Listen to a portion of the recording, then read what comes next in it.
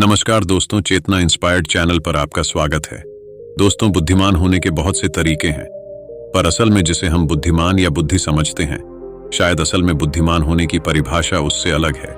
आइए दोस्तों, एक बुद्धिमान व्यक्ति कभी नहीं कहेगा कि वह बुद्धिमान है, इसीलिए नहीं कि ऐसा कहने से उसकी बुद्धिमत्ता कम हो जाएगी, बल्कि इसीलिए क्योंकि वह ऐसा कहने की व्यर्थता को देख पाता है।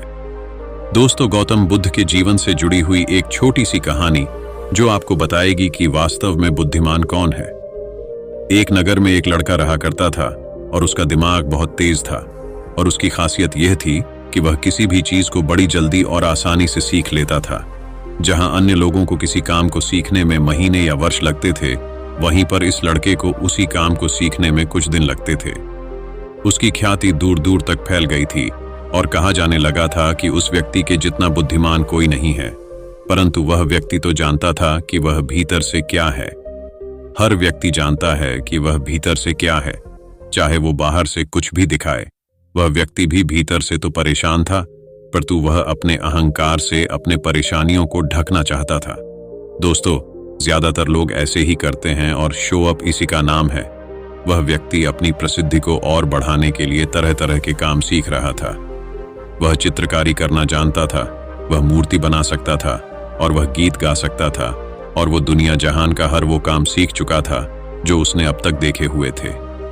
इसीलिए उसे अपनी बुद्धिमत्ता पर अहंकार था, क्योंकि कोई भी साधारण आदमी एक काम कर सकता है या दो काम कर सकता है या ज्यादा से ज्यादा 3 काम को कर सकता है, परंतु वह तो सैकड़ों काम को कर सकता था और बहुत अच्छे से कर सकता था। इसीलिए उसे अपनी बुद्धिमत्ता पर अहंकार था। वह इस बात को अंदर ही अंदर मान चुका था कि उसके जितना बुद्धिमान इस दुनिया में कोई भी नहीं है। फिर एक दिन उसका सामना गौतम बुद्ध से होता है। उसे पहली बार एक ऐसा व्यक्ति दिखता है जिससे उसे ईर्ष्या होती है।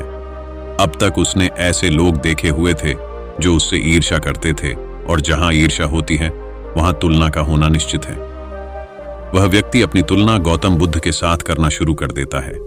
वह देखता है कि बुद्ध के पास तो एक भिक्षा का कटोरा है, और लेकिन उसके पास धन की कोई भी इसी तरह से वो आदमी सैकड़ों चीजों से अपनी तुलना गौतम बुद्ध के साथ करने लगता है। बहुत कीमती है, परंतु हर तुलना के बाद भी वह पाता चलते हैं कि उसकी ईर्ष्या बुद्ध के प्रति 1% भी कम नहीं होती।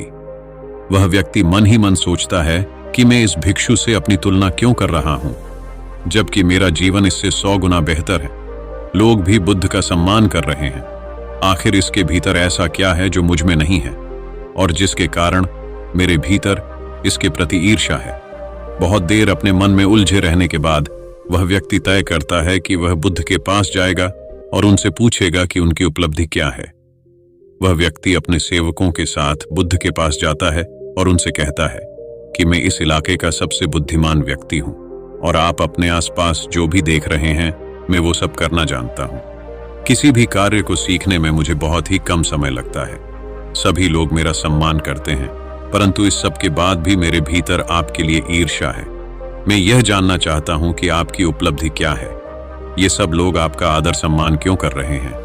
उसके बाद बुद्ध कहते हैं कि वैसे तो मेरी कोई उपलब्धि नहीं है, परंतु तुम कह सकते हो कि मेरी एक उपलब्धि है। वह व्यक्ति पूछता है कि क्या मैं जान सकता हूं। तो फिर उसके बुद्ध कहते हैं कि मेरी एक उपलब्धि है कि मैं सभी उपलब्धियों को छोड़ चुका हूं। वह व्यक्ति बुद्ध से पूछता है कि मतलब मैं कुछ समझा नहीं। बुद्ध उस व्यक्ति से कहते हैं कि क्या तुम्हें प्रशंसा अच्छी लगती है। वह व्यक्ति कहता है कि प्रशंसा तो सभी को अच्छी लगती है। उसके बाद बुद्ध कहते हैं कि क्या तुम्हें निंदा अच्छी लगती है।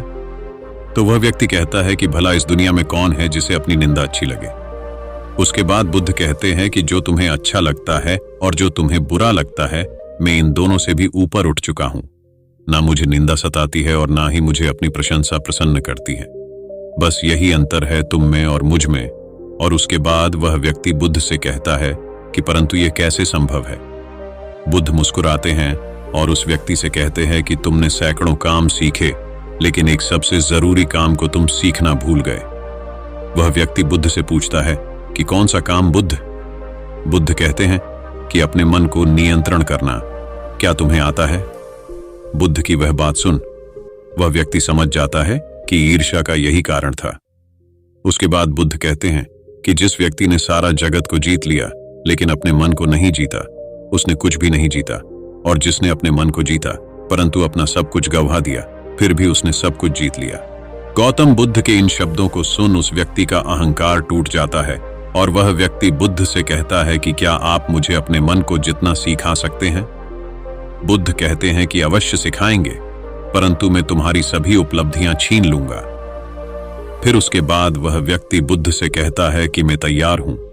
उस दिन से वो व्यक्ति सांसारिक उलझनों में फंसने की बजाय अपने मन पर काबू यानी मन को जीतने के लिए यत्न करता है। दोस्तों, वास्तव में बुद्धिमान व्यक्ति वही है जो अपने मन का शासक है, वो नहीं जो अपने मन का गुलाम है। अगर आपको वीडियो पसंद आई और आपके लिए उपयोगी साबित हुई तो अपने